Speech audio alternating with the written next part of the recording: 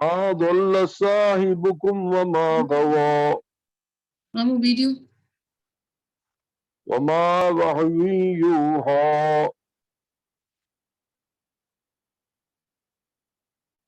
اللہ کے نام سے شروع کرتا ہوں جو نہایت مہربان اور رحم کرنے والا ہے.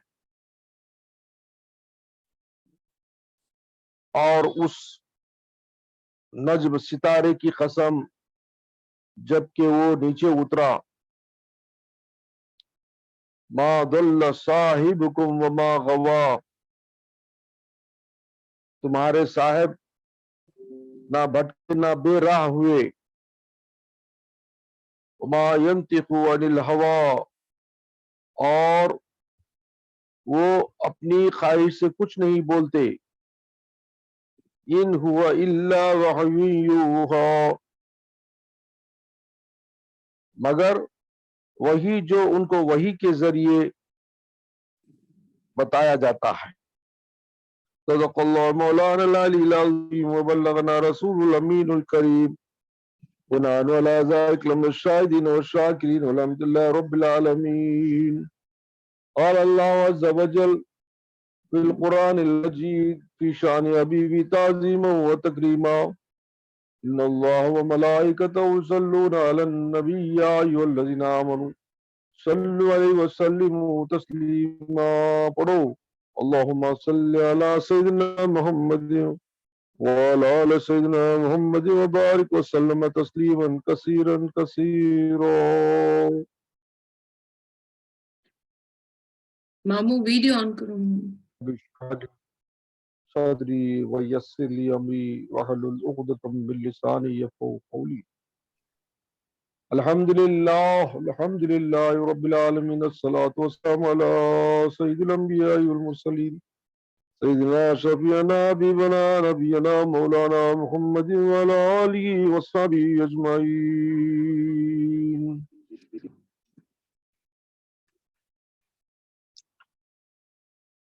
گزشتہ محفل ہمیں دیکھے کہ والنجم کی جو نسبت سے اللہ تعالیٰ قرآن کی سورت مبارکہ سورۃ نجم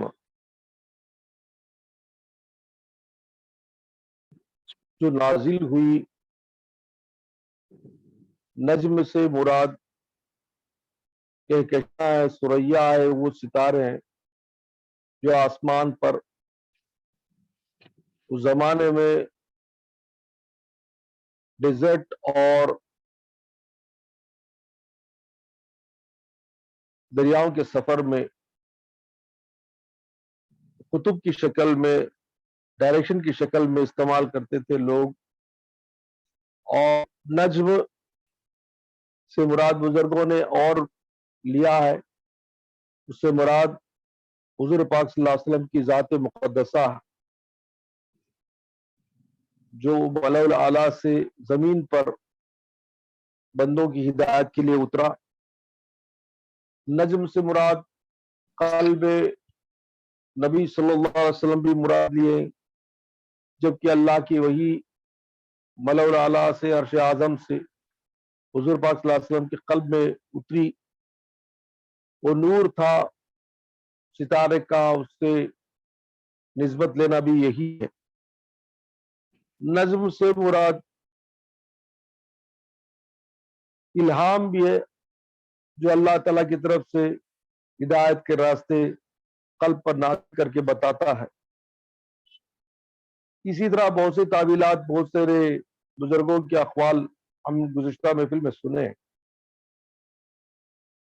بہرحال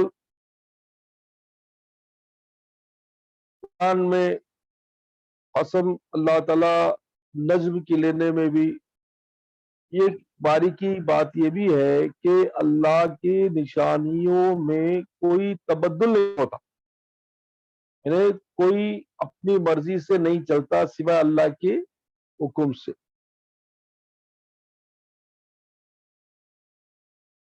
اب آسمان میں چاند ہے، سورج ہے، ستارے وغیرہ ہیں، انسان کے کنٹرول میں نہیں ہے، قدرتی کنٹرول ہے، اللہ کی قدرت سے. اور اللہ تعالیٰ جو حکم دیا ہے اسی مطابق وہ چل رہے ہیں، وہ اپنے महावरे में अपने ऑर्बिट्स में घूम रहे हैं। सूरज का तुलू होना ईस्ट से है और हमारी मर्जी उस पर नहीं चलती, कभी वेस्ट कभी साउथ कभी नॉर्थ, हम नहीं डिसाइड कर सकते। तो इस वजह से अल्लाह ने ऐसी निशानी की तरफ कसम खाई जो कुदरती तौर पर खुद अल्लाह के कंट्रोल में है, कुदरत में है।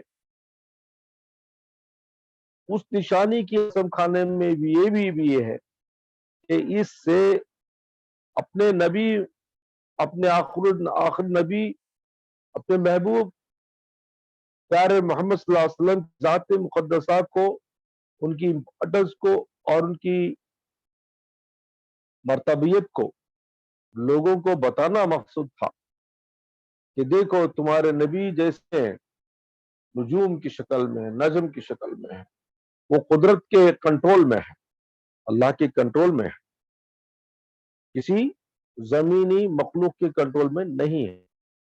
इसी तरह सरकार सल्लल्लाहु अलैहि वसल्लम की हदीस से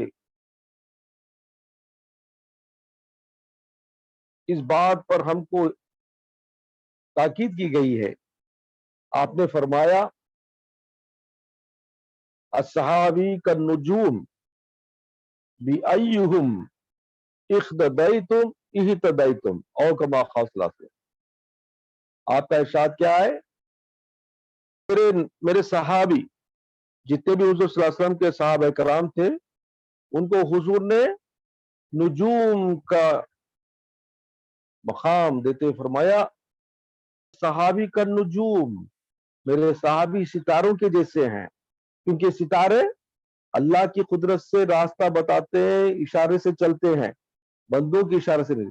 तो गोया के मतलब क्या, हुजूर सल्लल्लाहु अलैहि वसल्लम की सोहबत में रहने वाले वो पाक बाज अल्लाह के बरगुजीदा असहाब कराम हुजूर की नूर से चमकते हुए वो भी सितारे बन गए। और उन सितारों का मकाम कैसा है?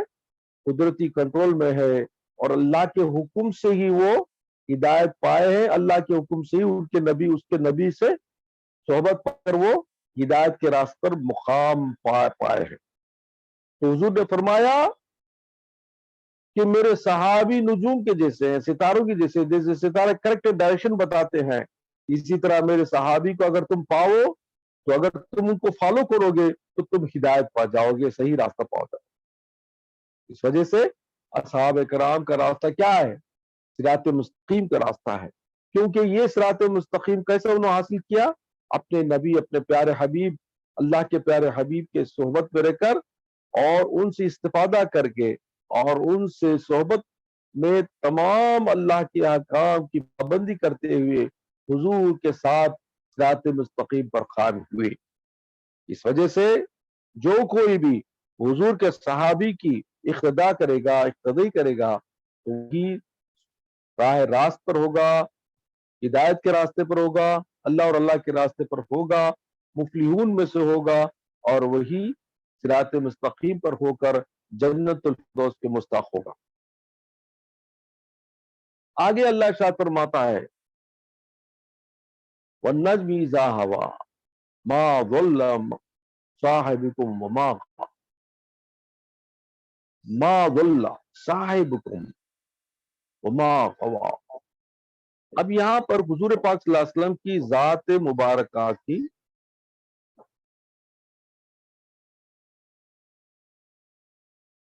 मुबारक हस्ती को, मुबारक अखलाक को और मुबारक शख्सियत को, मुबारक आपकी जात पाक की जो प्यूरिटी है, उस पर स्ट्रेस करते हुए अल्लाह फरमाता है कि ऐ काफिरो, तुम्हारे साथ रहने वाले साहिब जो मोहम्मद सल्लल्लाहु अलैहि वसल्लम तुम्हारे सामने पैदा हुए, तुम्हारे सामने उनका लड़कपना गुजरा, तुम्हारे सामने उनका बचपना गुजरा, तुम्हारे सामने उनकी जवानी गुजरी और तुम्हारे साथ काफी साल रहने के बाद, 40 साल से ज्यादा रहने के बाद तुमको पता भी है उनके बारे में और तुम खुद उनके गुण गाते थे कि ये वो मोहम्मद सल्लल्लाहु अलैहि वसल्लम है जिनका मकाम सोसाइटी में ऐसा था, अमीन, अल अमीन का लक़ब था, अमानतदार, बेहतरीन अखलाक वाले, बड़े ही मोहब्बत करने वाले, गरीबों के मददगार اور لوگوں کے سامنے بردبار، سارے لوگوں کے سامنے باعزت.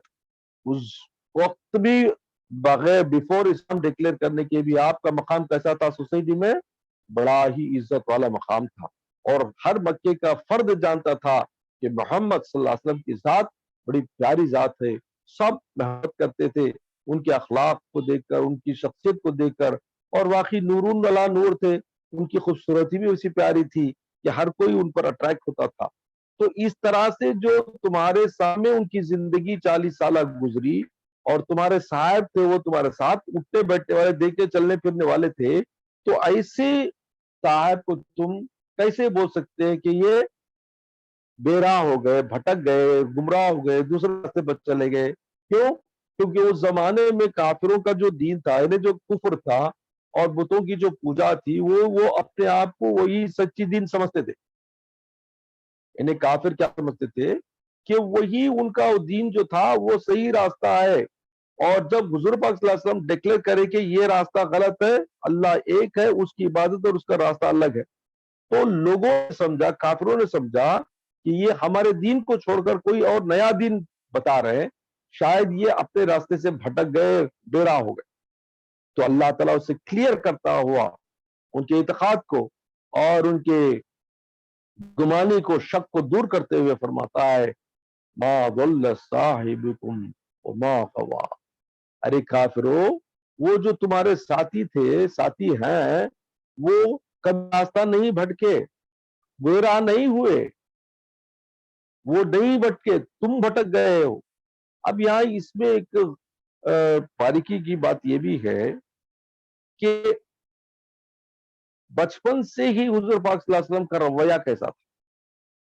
بچپن سے ہی ہر نبی کو اللہ پروٹیکٹ کرتا ہے.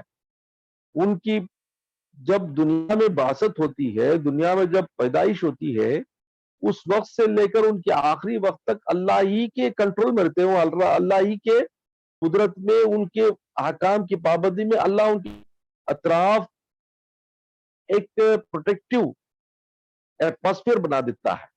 اب اس کا ایگزامپل یوں بتاتا ہوں میں تمہیں.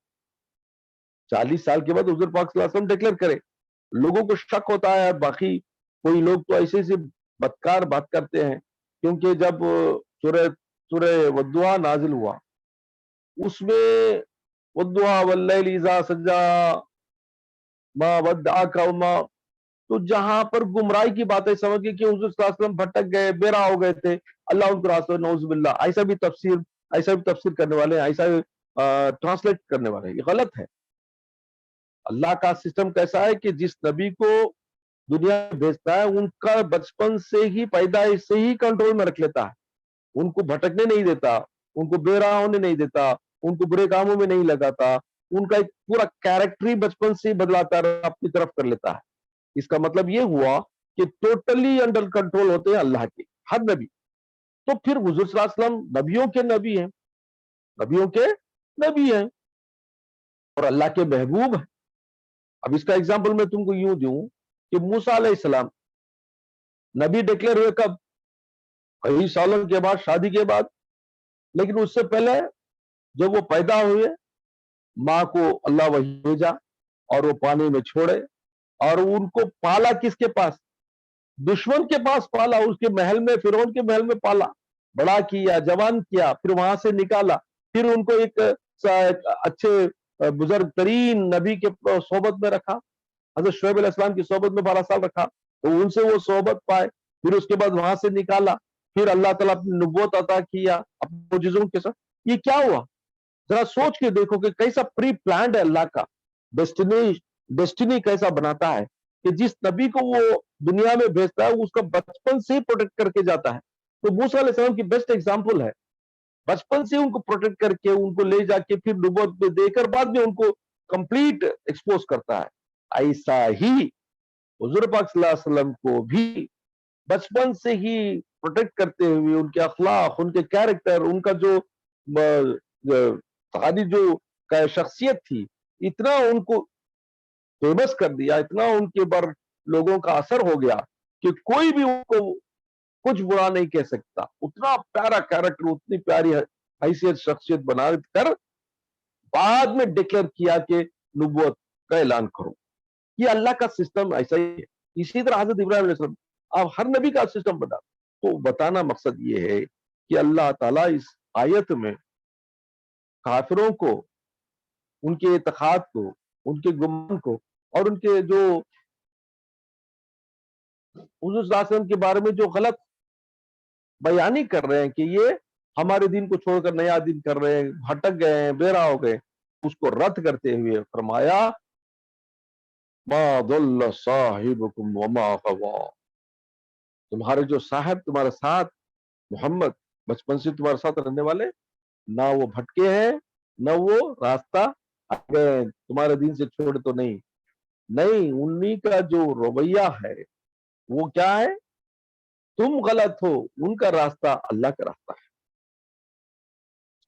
तो इससे ये हुजूर पाक सल्लल्लाहु अलैहि वसल्लम की पाक जात पाक को एक्सपोज करना मकसद था।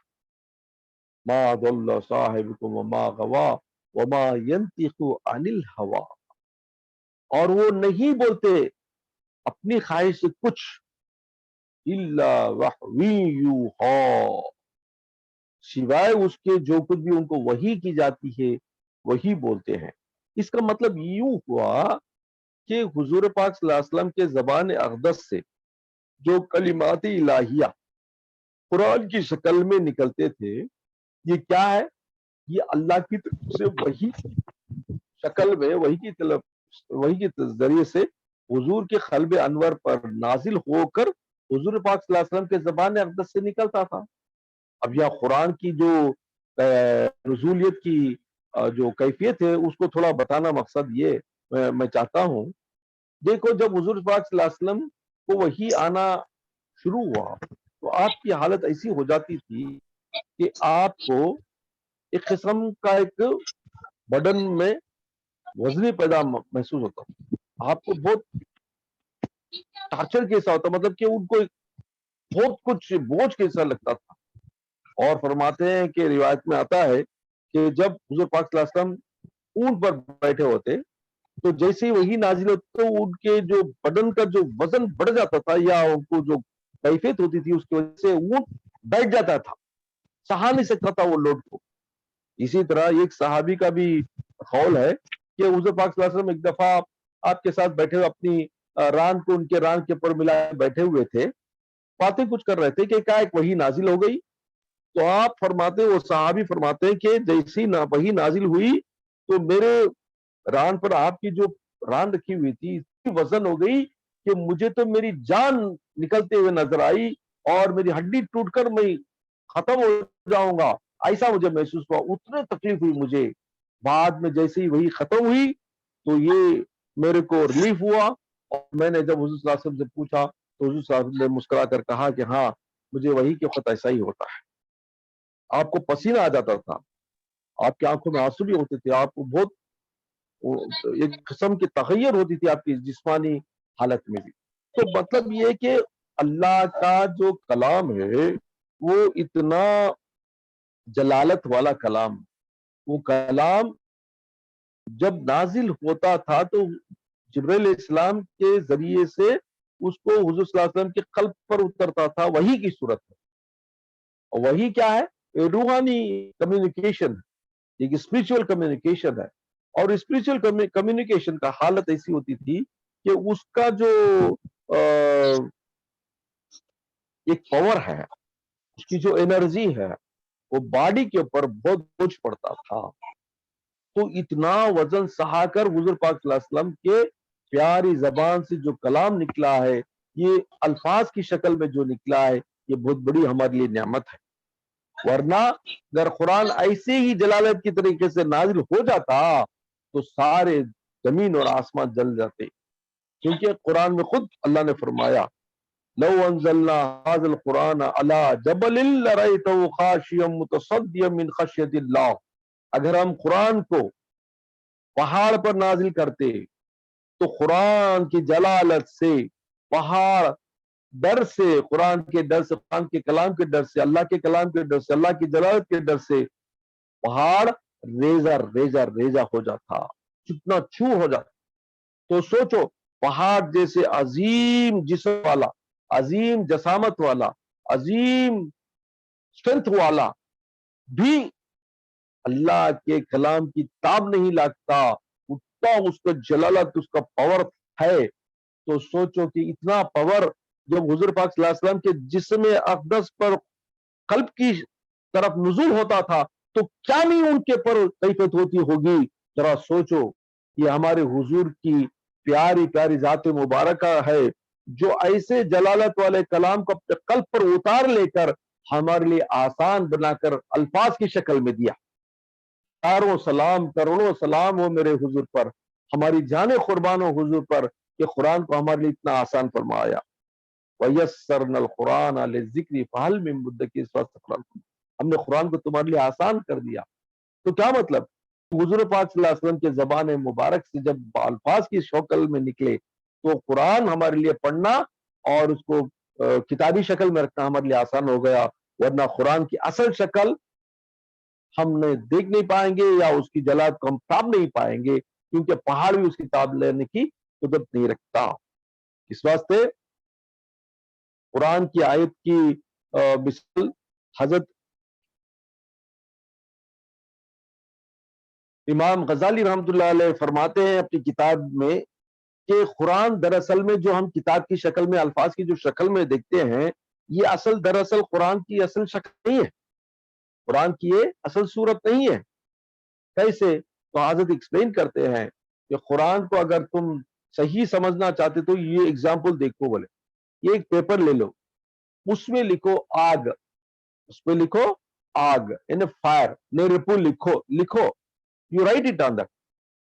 اب وہ جو آگ لکھے ہیں، جو نیرپو لکھے ہیں، جو فائر لکھے ہیں، لکھنے میں پیپر پر کچھ اثر ہوا؟ نہیں ہوا۔ لیکن اگر اسی پیپر پر آگ کی صحیح شکل یعنی دا ریئل فائر اور ریئل فائر وڈ لگا کے پیپر پر رکھ دیے تو پیپر پر تاب لانے کی طاقت ہوگی؟ جل کے راکھ ہو جائے گا۔ بالکل سملر ایگزامپل ہے قرآن بھی، سمجھے؟ تو قرآن پاک کی جو جلالت، اس کا پاور جو ہے اتنا ہے کہ اس کو اصلی شکل میں لا کر زمین پر نہیں اتارا جا سکتا۔ اس واسطے اللہ نے ایسے قلب کو پسند کیا جو قلب اس کے محبوب کا قلب بھی ہو سکتا ہے، جو اس کے قلب میں اتر کر بھی تاب لا کر بھی بندوں کے لیے آسان الفاظ کی شکل میں دے سکتا ہے۔ تو اس واسطے بہت بڑا احسان ہے ہمارے حضور کا کہ اللہ کے کلام کو ہمارے لیے بہت آسان فرما دیا الفاظ کی شکل میں، کتاب کی شکل میں۔ لیکن افسوس کی بات یہ ہے کہ ہم اس کتاب کو بھی، اس قرآن پاک کی آیات کو بھی ہم لاپرواہی کر رہے ہیں۔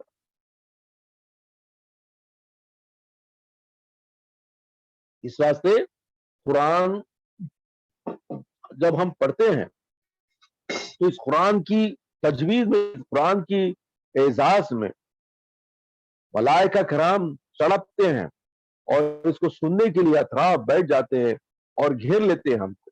ہم جب قرآن پڑھنے بیٹھتے ہیں تو ہمارے اطراف ملائکہ کرام اور پاک روح بھی آ جاتے ہیں، اس واسطے کہ قرآن ایسی پیاری چیز ہے جو نور ہے، کیونکہ اللہ کا کلام ہے، عرش اعظم سے آئی ہوئی چیز ہے۔ تو اس کلام کو پڑھتے وقت ان پر نور کی کیفیت چھا جاتی ہے، وہ نور حاصل کرنے کے لیے دوڑتے ہیں۔ کیونکہ جیسے ایک پروانہ ہے، ایک پتنگا ہے جو جب چراغ جلتا ہے یا روشنی ہوتی ہے تو اس کے اطراف گھومتا ہے، کیوں؟ وہ روشنی کا معشوق ہے، عاشق ہے، تو اس وجہ سے وہ روشنی حاصل کرنے کے لیے اس کے اطراف پھرتا ہے۔